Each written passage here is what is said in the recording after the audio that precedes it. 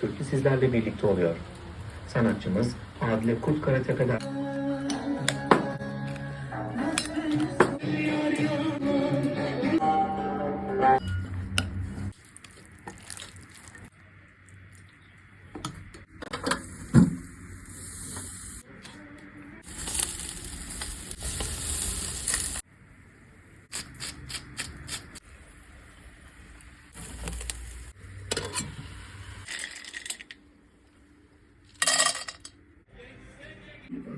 Ve bu eseri